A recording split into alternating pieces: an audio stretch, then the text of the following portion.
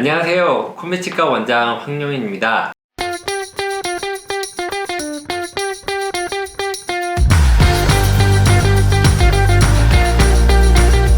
제가 유튜브 질문글을 이렇게 쭉 보다가 가장 많이 나온 질문 중에 하나에 대해서 설명을 드리려고 하는데, 그 치아 사이에 충치가 생겼을 때 어떤 치과에서는 레진 충치 치료를 권유하는 병원도 있고, 또 어떤 치과에서는 치아 사이 충치 같은 경우에는 인내의 치료를 권유하는 병원이 있어서 헷갈린다는 질문을 많이 다루셨는데, 제가 여기에 대해서 이제 저의 개인적인 생각을 좀 말씀을 드리겠습니다. 이제 여러분도 아시겠지만 충치가 작을 때는 레진이라는 재료를 해서 충치 치료를 마무리를 하고, 그리고 충치가 어느 정도 좀 크게 되면은 레진으로는 할 수가 없어서 레진의 윗등급인 이제 인내라는 치료를 하게 됩니다. 근데 이상하게도 치아 사이 같은 경우에는 충치가 작아도 인내를 하는 경우를 많이 겪어보셨을 겁니다. 그래서 여기에 대해서 이제 설명을 드릴 텐데, 저도 만약에 이제 저희 병원에 환자가 와서 치아 사이가 썩었어요. 사이가 썩었는데 여기를 봤을 때는 환자분하고 같이 이제 뭐 사진을 찍거나 거울을 통해 가지고 이렇게 충치 사이즈를 봤을 때 충치가 이렇게 작은 경우가 종종 있는데,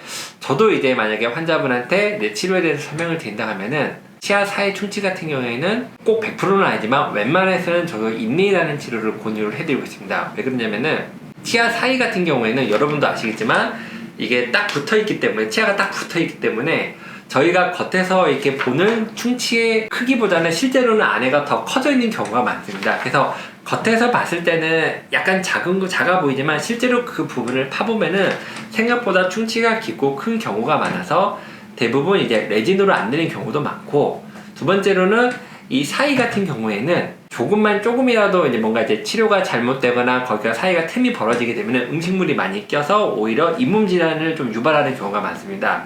그래서 레진이라는 재료 같은 경우에는 이제 수축하는 성질도 있고, 그리고 워낙 좀 재료 자체가 단단하지도 못하고 진짜 의사 선생님의 그런 손기술의 영향을 많이 받기 때문에 레진 같은 경우에는 약간 좀 쉽게 말해서 어설프게 치료를 해놓게 되면은 오히려 그 사이에 음식물도 많이 끼고, 그러다 보니까 2차 충치가 잘 생기기 때문에 아니야만 못하는 경우가 종종 발생하게 됩니다. 그래서 대부분의 치과에서는 예상치도 못한 그런 충치 크기가 좀 크거나 깊은 경우도 많고, 그리고 그 부분이 절대로 음식물이 껴서도 안 되고 2차 충치가 생기면 안 되기 때문에 안전한 인내의 치료를 많이 권유하는 것 같습니다. 그래서 제가 결론만 말씀을 드리면은 치아 사이 충치 같은 경우에는 레진을 정말로 엄청나게 의사 선생님이 실력이 좋아서 레진을 정말로 잘 하거나 그래야만 그냥 일반적인 시술을 하는 인내의 그런 결과와 동등하다고 볼 수가 있을 것 같습니다. 그 말은 웬만한 경우에는 인내가 항상 뛰어난 결과를 이렇게 이끌어낸다고 보시면 되고, 그 치아 사이 충치에 관해서입니다.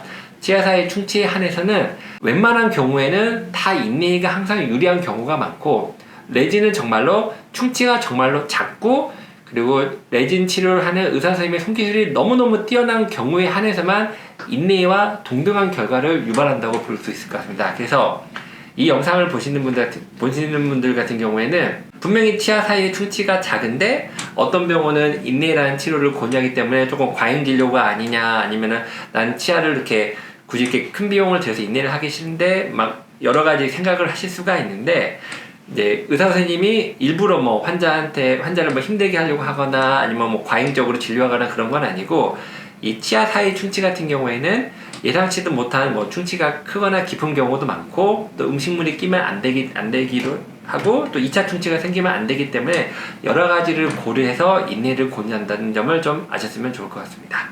네, 감사합니다.